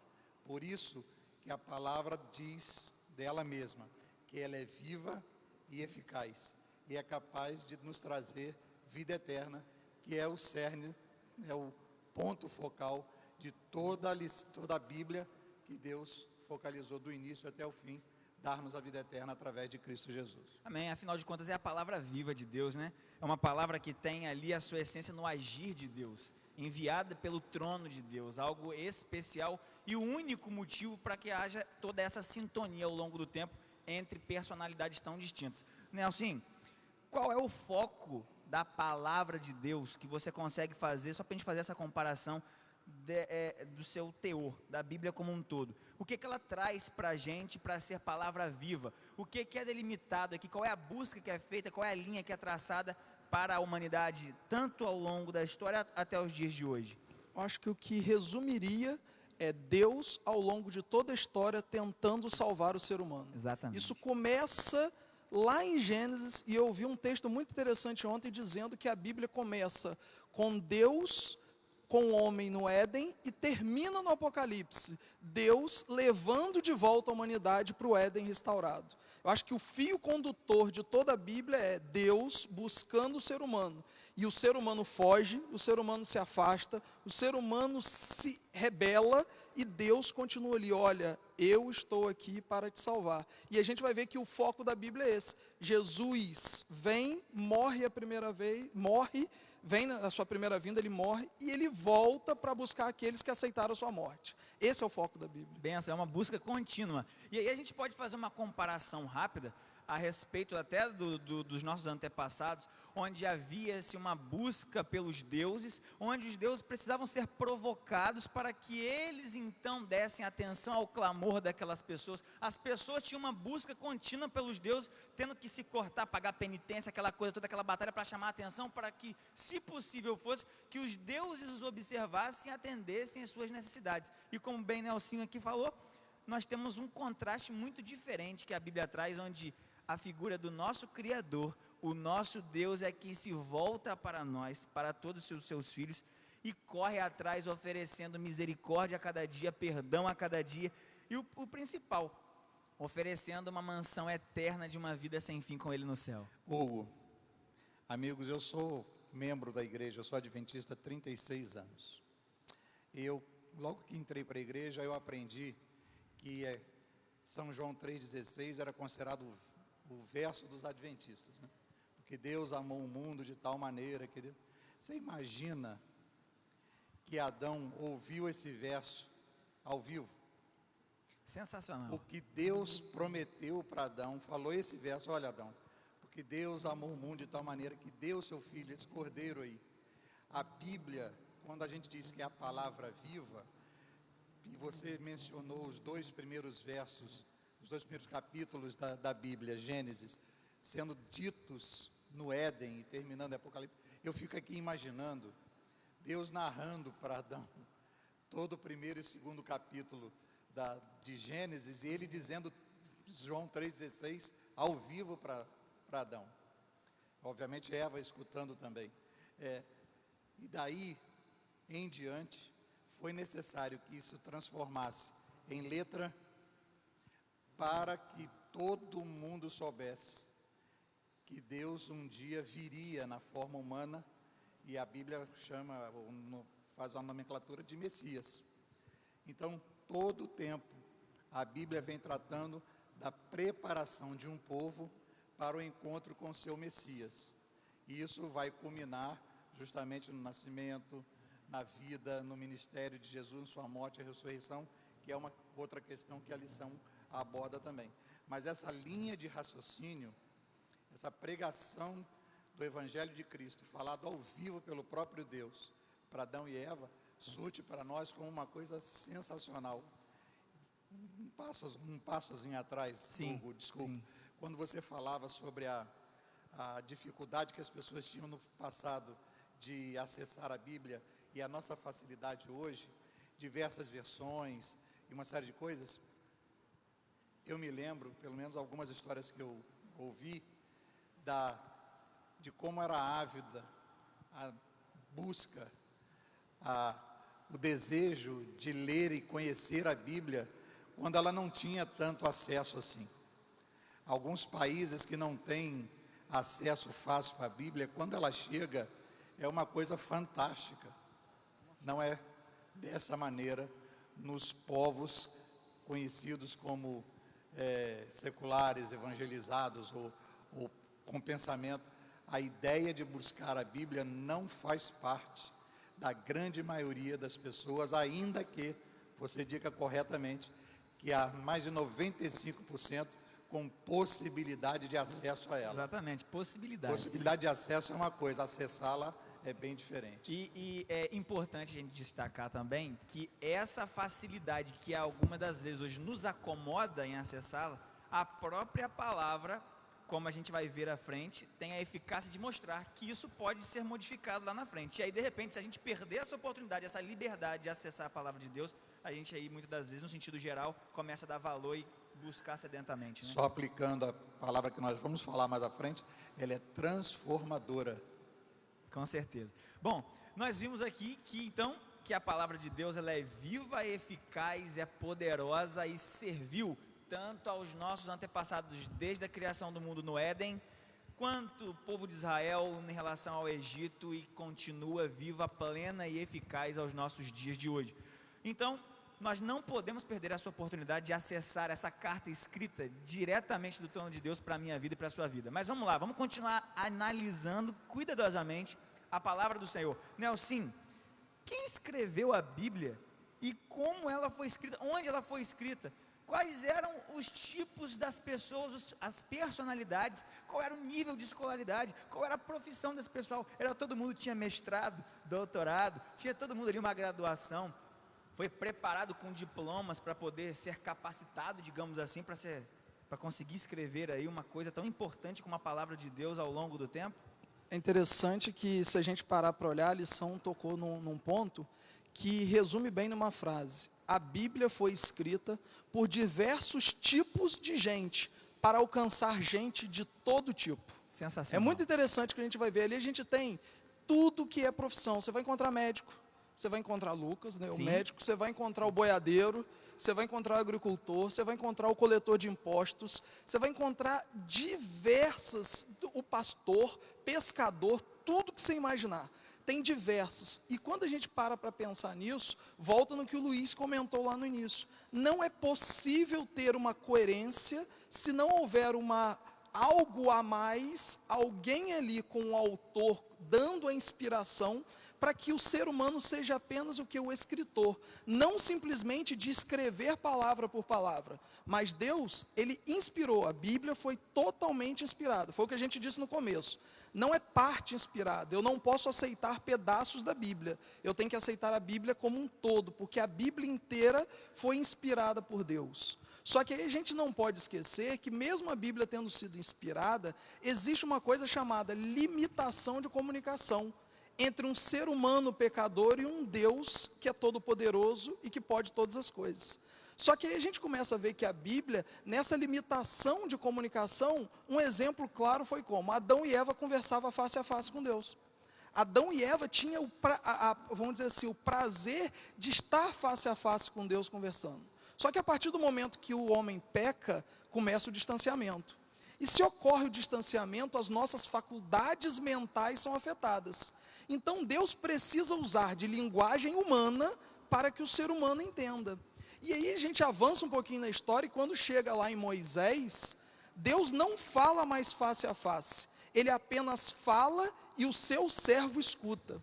Só que o pecado avança de tal ponto que o povo pede a Moisés assim: olha, não deixe que Deus fale conosco, porque a gente não está entendendo nada, a gente só ouve trovão, barulho, e a gente está com medo de morrer. Deixa que Deus fale contigo e a gente receba a mensagem através de você. Uma espécie de tradução, né? Uma tradução, e é interessante isso por quê? Porque o pecado distanciou o ser humano de Deus. E quando a gente vai entender a Bíblia, ler, a gente precisa lembrar que eu preciso do Espírito Santo para me iluminar e conseguir entender essa inspiração que a Bíblia teve, porque eu sou limitado, eu sou pecador, e eu estou dezenas de anos após Adão e Eva terem pecado. Como não está deturpado o meu conhecimento, a minha mente, o meu intelecto, para entender, vamos dizer assim, o cerne da questão do que o Criador propôs lá no começo? É algo que às vezes nos deixa felizes e seguros, porque sabemos que tem uma mão que nos sustenta, mas às vezes a gente também fica preocupado. Como é que eu não posso ter sido enganado ao longo de tanto tempo? Quantas coisas não podem ter sido acrescentadas, mas a gente consegue ver. Eu queria chamar a sua atenção para que você observasse aqui, como Nelson mencionou, que de personagens, escritores inspirados por Deus, como Moisés. Moisés era pastor de ovelhas. Moisés não frequentou faculdade, nem fez teologia para escrever a palavra de Deus em sua literalidade, como nós temos acesso hoje. Nós temos Amós, que cuidava de boi. Então você que está aqui nessa live, nessa transmissão, acompanhando com a gente, se você é fazendeiro, se você é pastor de ovelhas, se você é doutor, se você tem mestrado, amigo, o Senhor tem a capacidade de falar tanto com você, que é analfabeto, quanto com você que está ali na maior das escalas da graduação da humanidade. Que Deus impressionante, né, Luiz? Quando você menciona Moisés, não podemos, por exemplo, esquecer que ele foi preparado para ser líder nas melhores faculdades que existiam no Egito na época. Estou aqui aventando a hipótese, não sei se tinha faculdade, mas de repente ele aprendeu de alguma maneira, sim. No momento quando ele escreveu, ele era esse pastor que você mencionou. Existe uma matéria que é dada na faculdade, chama-se exegese bíblica. É possível que você está me ouvindo agora, não tenha tido tempo ou condição de adquirir a lição, você pode não estar acompanhando a lição do jeito que está escrita. Mas eu queria chamar a atenção sua, porventura você tem a lição, eu queria fazer uma outra aplicação aqui. Eu não sou professor de português, sim, mas eu aprendi uma coisa, que existem palavras absolutas. Nunca, sempre, são palavras absolutas. E o que é uma palavra absoluta? É aquela que você não tem uma outra margem de erro. Então, na lição, na parte de domingo, aí no finalzinho do primeiro parágrafo, depois da pergunta 1, tem uma frase, é um texto bíblico na verdade.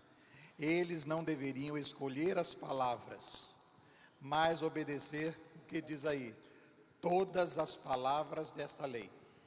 Então a palavra absoluta aqui é todas, não tem margem para erro, são todas.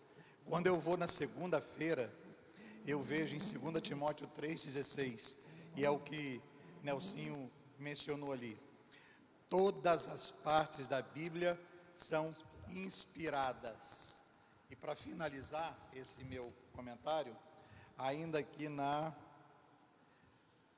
lição de quarta-feira, quase no finalzinho, no último parágrafo, o fato histórico de que ele ressuscitou dos mortos e vive, e ainda vive, é a garantia de que os mortos também ressuscitarão.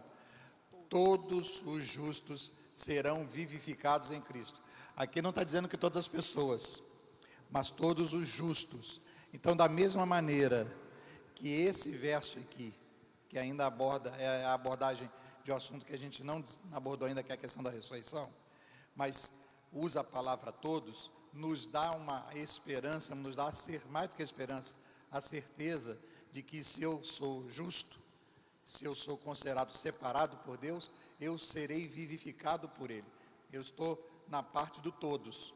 Quando a gente volta para a Bíblia, para a sua escritura, para as pessoas que escreveram, se aplica aí, Nelsinho, o pensamento da palavra absoluta a todos. Porque não é uma parte da escritura que foi inspirada. Toda ela não são algumas palavras que têm que ser consideradas.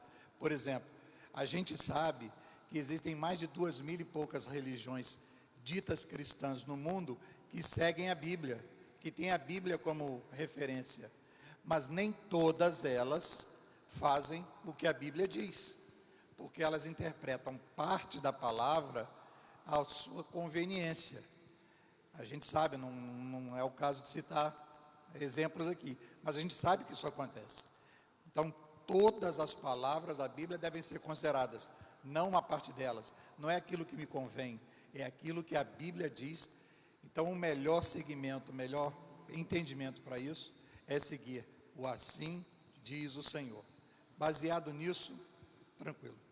Interessante que o próprio guia de estudos aqui, no finalzinho de segunda-feira, menciona para a gente que alguns desses escritores testemunharam aquilo que eles escreveram e outros não testemunharam. Eles procuraram, foram informados, mas fizeram pesquisas e foram a fundo para poder relatar aquilo que estavam tratando. Lucas é o caso. Exatamente. Então, a inspiração é a nossa margem de segurança, porque a gente não tem como acreditar no próprio homem.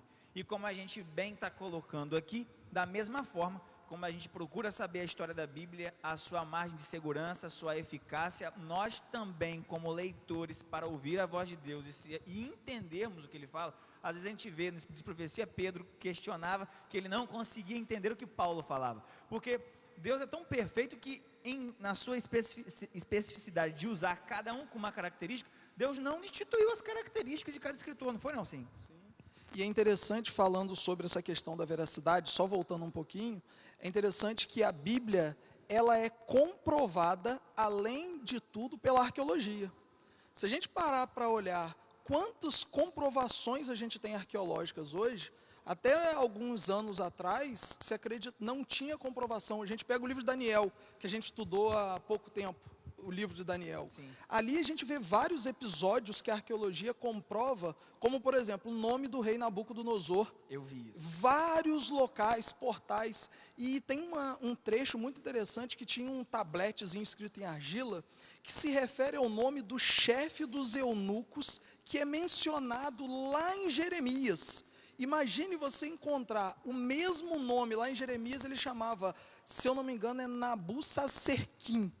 E aí você encontra esse nome num tablete na arqueologia, dizendo que era o chefe dos eunucos.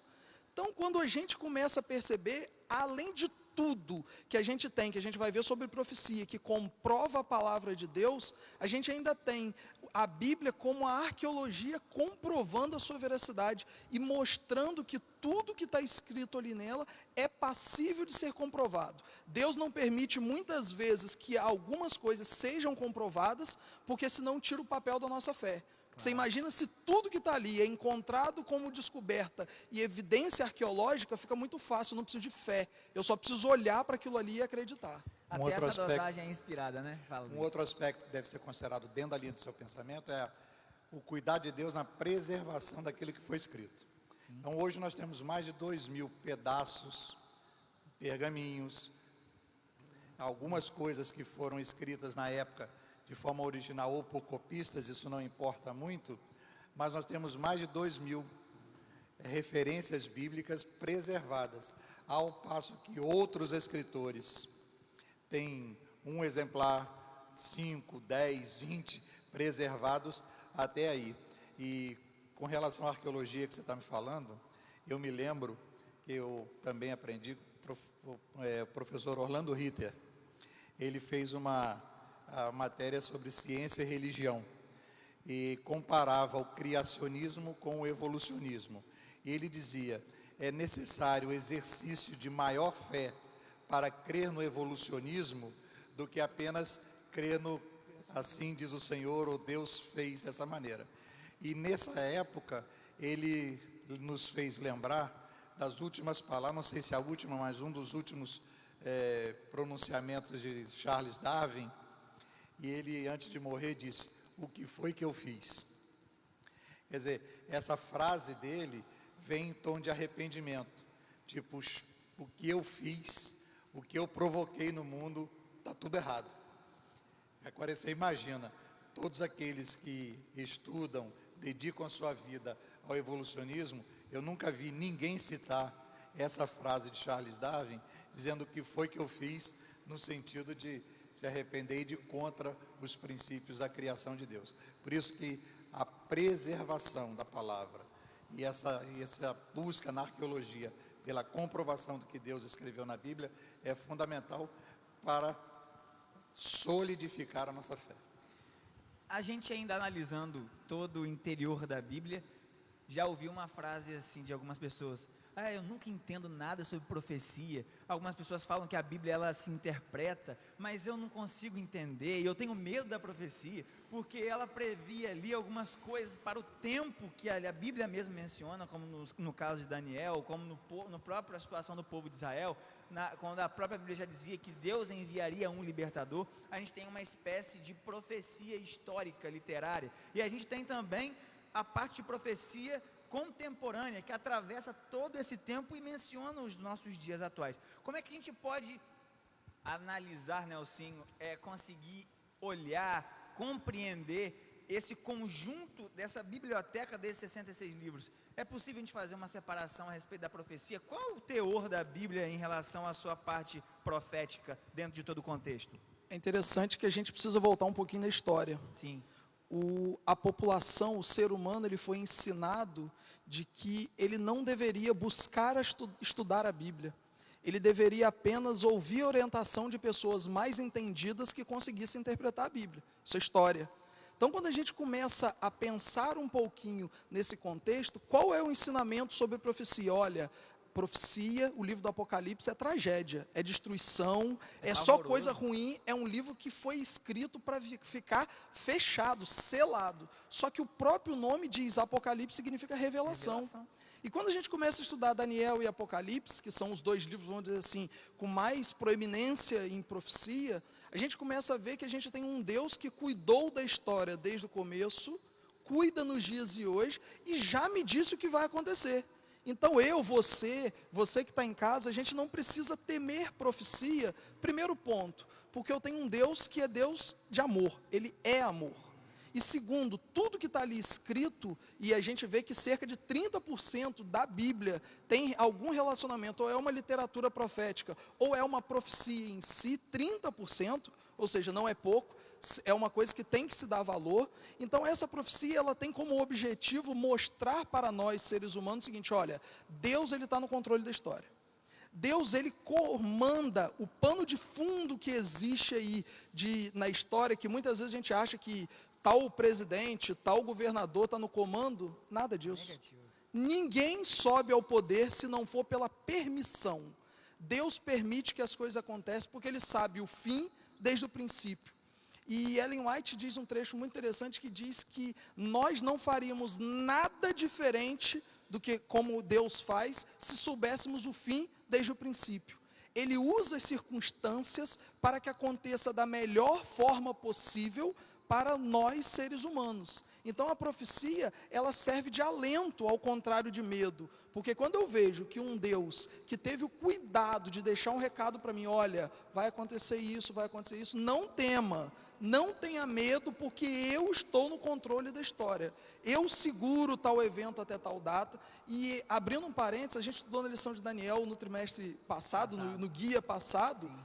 Se você for ver Daniel 11, o capítulo 11, ele descreve tramas, conspirações detalhadamente que aconteceriam no reino. Então ali a gente vê detalhes e mais detalhes até de quem um rei subiria, problema que aconteceria na família. Tudo que iria acontecer está descrito. Estou usando esse capítulo de Daniel 11 só como exemplo, porque ele é o mais detalhado, se a gente for ver. Os outros dão panoramas gerais. Então, quando a gente entende o princípio da profecia, que o foco dela é nos dar direcionamento, eu não preciso ter medo, eu passo a ter gratidão a Deus por ter deixado isso para mim. Bênção pura de ver que Deus está cuidando para manter seu povo informado e não ser enganado. Fala, Luiz. Essa é uma coisa interessante, a gente tem que pensar na profecia como um bem no futuro. Deus só olha o bem do ser humano, e como o objetivo dele é o resgate para a eternidade, de nós terminarmos a nossa história onde ela começou, toda a profecia vai canalizar para o bem, para um final feliz. O livro de Tiago dá alguns conselhos para que os seres humanos tenham cuidado com a língua, com aquilo que ele fala. Então, palavras ao vento, quando tinha aqueles programas na rádio, quando a gente estava na rádio, eu tinha 2 programas, um era gravado e o outro era ao vivo. O gravado, quando eu falava alguma coisa de errada, o cara ia lá, cortava a fita, voltava e eu corrigia. Quando o programa era ao vivo, não tinha jeito, a palavra vai e não volta de jeito nenhum. Então, a gente tem que considerar 2 coisas nesse contexto. Primeiro, quem fala para quem? Sobre a profecia. Deus fala para o homem. O que o homem é em relação a Deus? Ele é o pecador. O grau, a capacidade de entendimento do homem em relação à palavra que Deus profere é mínima. A nossa mente é finita, a gente não tem condição de captar muitas coisas. E Deus, como Deus está acima do tempo, Ele olha lá na frente e diz, olha, vai acontecer isso aqui. Esse vai acontecer aqui é a parte difícil da pessoa compreender a profecia, porque ela só vê a desgraça, porque como pecador eu estou inserido no problema, e Deus está vendo lá no final qual é a bênção. Então, se nós aprendermos com Deus a interpretação dos princípios proféticos, o que eu quero dizer com isso lá na frente? Ora, quando ele para Moisés e para os outros escritores falava sobre o Messias, ele estava preocupado com o sofrimento de Cristo na cruz? Não, ele estava preocupado em mostrar para as pessoas que o pecado tinha um preço, e que o preço seria a morte de Cristo, e que a única forma do pecado ser pago é pelo sangue. Então, lá na frente, Deus via o sacrifício de Cristo como a solução de um problema, e não como um sofrimento apenas, mas era a solução do problema do pecado, que viria pela morte e pelo derramamento de sangue de Cristo. É interessante a gente analisar tudo isso, porque algumas pessoas mencionam para mim, para você, que não, a Bíblia foi algo aplicável somente no passado, afinal de contas ela é um livro de histórias. Será que a gente pode afirmar que a Bíblia é um livro de histórias? A gente já está chegando ao final da nossa recapitulação da lição da Escola Sabatina, mas a gente não pode deixar de tocar nesses 2 últimos pontos. Eu posso afirmar que a Bíblia é um livro de histórias? Afinal de contas, o livro de histórias, o autor fala de si mesmo, das suas crenças, daquilo que ele acredita. Como é que a gente pode analisar a Bíblia nesse aspecto? Ela é um livro de histórias ou é um livro em meio à história? Exatamente, você já completou aí a pergunta, já emendou com a resposta. A Bíblia é um livro que está contando toda a história, ela narra e participa da história. Por quê? Porque o que está escrito nela vai se comprovando com o passar do tempo, e ela ocorre no decorrer da história.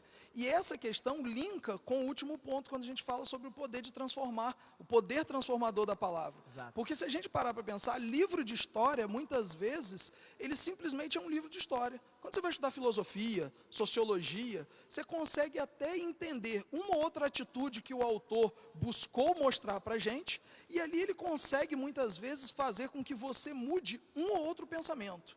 Você às vezes muda o comportamento, muda uma atitude, mas transformar a vida não é possível se a Bíblia fosse apenas um livro de história. Eu ia ler, eu ia olhar ali e falar assim, muito interessante isso, realmente isso traz uma aplicação para mim que eu posso mudar tal atitude na minha vida, mas não. Mas a Bíblia, ela é um poder transformador, porque como o Luiz falou, é a palavra. Quando a gente fala palavra viva de Deus, a gente muda todo o contexto e deixa de ser um livro de história para ser um livro com aplicação na história, e principalmente para aplicação na minha vida, para mim, para você, para qualquer um de nós. Exatamente. Pode falar, Queria Luiz. fazer um link do que você falou ali, dos 2 últimos tópicos da lição. Sim. Que fala sobre ressurreição. Quando nós analisamos direitinho os relatos feitos sobre a ressurreição, a gente vê o comportamento de algumas pessoas que tentavam negar as evidências. Quer dizer, mesmo os discípulos, mesmo Maria, quando chegou na tumba de Cristo e viu vazio, eles tiveram um certo impacto, apesar de eles terem acompanhado a ressurreição de Lázaro e outros milagres de Cristo. Quando eles contemplaram aquilo, eles ficaram meio, nunca tinham visto aquilo, podiam imaginar que aquilo ali aconteceria. Então era necessário que houvesse provas. Então a Bíblia usa, neste caso da ressurreição, o testemunho vivo de pessoas que presenciaram o problema. E às vezes você não encontra pessoas que acreditam nisso apenas por causa do testemunho. Da mesma maneira, quando a gente vai para o último tópico que você já mencionou, que é a questão transformadora, só quem viver uma experiência pessoal com Cristo vai entender qual é o verdadeiro poder transformador, né, que Cristo exerce. No exemplo da nossa lição, nós temos um personagem chamado Josias, foi o rei, elevado ao trono aos 8 anos, e com 25 é o que narra o articulista da lição, que ele descobre, ou que é revelado para ele, é lido para ele, o livro da lei. Eu acredito, pelo relato que está aqui, que durante um determinado momento da vida de Josias, ele devesse sim ficar incomodado com a situação espiritual de Israel. Por que aquilo estava acontecendo? Alguma coisa ele ouvia no passado sobre as coisas de Deus, mas ele não tinha certeza. Quando o livro da lei é lido para ele, e ele faz uma comparação entre a atitude que o povo tomava, ele mesmo estava tomando, com aquilo que Deus queria, tem uma expressão no texto aí, Hugo, que é sensacional. A gente já viu isso em outras lições. A atitude do rei: rasgar as suas vestes. Um ato de indignação completo que mostrava como é que ele se sentia como ser humano diante da revelação da palavra de Deus. Então, o que ele vivia com aquilo que Deus queria que ele vivesse, tinha um contraste. Então, ele se arrepende daquilo e ele rasga suas vestes em humilhação a Deus. Essa transformação foi levada para o povo e o povo aceitou isso. E aí essa mudança no comportamento de Israel naquele momento foi motivado pela leitura do livro da lei. Hugo, rapidinho, só fechando sobre essa questão de Josias, o que eu acho muito interessante que a lição tocou no poder transformador, para pensar num camarada que tinha tudo para fazer as coisas erradas. O pai e o avô tinham sido um dos 2 piores reis que o povo de Israel já tinha tido, a ponto de sacrificar seu próprio filho em adoração a ídolo, adoração a falsos deuses. Sim. Então, quando a gente para pensar, o poder transformador, ele é exemplo para a nossa vida hoje, porque muitas vezes a gente fala assim, eu não tenho condição de mudar, eu venho de um meio familiar muito conturbado, complicado, eu nunca fui ensinado corretamente, mas os exemplos que a Bíblia traz é exatamente para mostrar isso. Olha, tiveram pessoas muito piores do que você, e elas, ao aceitarem a palavra, receberam a transformação que a palavra traz. Então não há desculpa para mim ou para você achar que somos pecadores demais para não poder ser transformados pela palavra. Bom, interessante é que isso toca na ferida. Existem pessoas que foram piores que você e foram transformadas. Amigo, nossa lição está chegando ao fim e a gente quer agradecer a sua presença aqui nessa recapitulação da Escola Sabatina. Na próxima semana nós vamos estar estudando aqui um novo tema que vai falar ainda sobre a Bíblia, a sua origem e sua natureza. Eu queria deixar com você uma pequena mensagem para a gente poder fechar, que chama muito a nossa atenção. A palavra viva que sempre guiou o povo no passado e ainda hoje era o próprio Deus. E Ele continua vivo e eficaz através da sua palavra e através da sua vida, cuidando de cada um de nós. E o mais importante também, é que o interessante é que a Bíblia não é um livro de histórias, é que ela não só faz referência ao passado, como também menciona o futuro. E tudo como está ocorrendo comprova e alinha a eficácia da palavra de Deus. E o mais importante, a Bíblia não foi deixada apenas para que eu e você tivéssemos bons comportamentos, fôssemos obedientes, cumpríssemos todos os mandamentos, fizéssemos caridade. A Bíblia foi deixada para fazer transformação, para que eu e você fôssemos salvos. Que Deus te abençoe, que Ele continue sendo a inspiração da minha vida e da sua vida. Amém? Amém. Amém.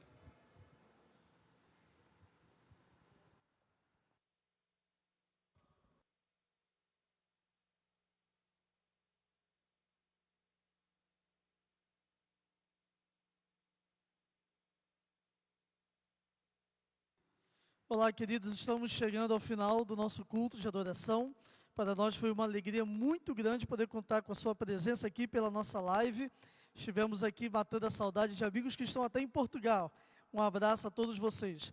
Como o Hugo terminou aqui dizendo, como é bom ter a certeza de que a palavra de Deus realmente transforma. Há pouco tempo ali ouvi uma história de um casal que estava passando por problemas no seu casamento e decidiram estudar a Bíblia para tentar encontrar a solução. Depois de uma semana estudando a Bíblia, eles chegaram a uma conclusão: se esse livro estiver certo, nós estamos errados. Na segunda semana, lendo a palavra de Deus, eles chegaram à conclusão: se esse livro estiver certo, nós estamos perdidos. Na terceira semana, quando já estavam lendo a palavra de Deus pela terceira semana, eles chegaram à última conclusão. E o marido então olhou para a esposa e disse: se esse livro estiver certo, nós podemos ser salvos. Sabe, queridos, eu tenho alegria nesse momento de te dizer que esse livro está certo e que nós podemos ser salvos. Dedique tempo para conhecer melhor esse Deus, estudar a sua palavra. Eu tenho certeza de que você também terá a convicção da sua salvação nos méritos de Cristo Jesus. Muito obrigado, um sábado de bênçãos para você. Eu quero te fazer um convite especial. Hoje nós estamos iniciando a nossa Semana Santa. Será uma Semana Santa especial, uma Semana Santa que acontecerá nos lares. Então assista esse filme que nós vamos passar, esse vídeo, e se prepare para que o seu lar também seja um lar de bênção nessa Semana Santa, e convide amigos para participarem também dessa semana de oração, essa Semana Santa nos lares. Vamos acompanhar juntos? Nesta Semana Santa, a missão não para e o evangelismo não pode ficar de lado. Mas como fazer tudo isso sem sair de casa? Mandando links para todo mundo. Compartilhe os materiais com seus contatos e amigos digitais. O endereço oficial, os episódios da série, os sermões do pastor Luiz Gonçalves, estudos bíblicos, músicas e inspiração, tudo isso está disponível em links que você pode compartilhar. Repasse o bem e a esperança. Eu vou fazer isso. E você?